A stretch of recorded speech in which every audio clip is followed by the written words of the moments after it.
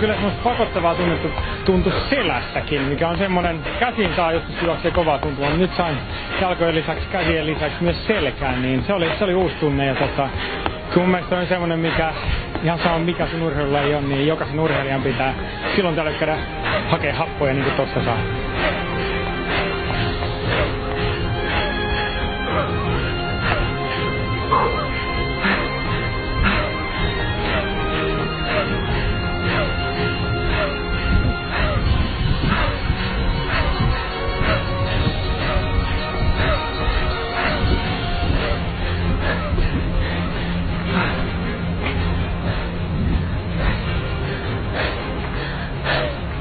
Hetken aikaa kestää ennen kuin saa yhtään sanaa suusta. Mutta täältä näyttää Helsingin huipulla.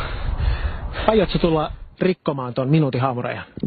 Kyllä vähän jäi hampaankoloon, eli joutuu ehkä vähän reenaamaan, että meni alle sen haamurajan.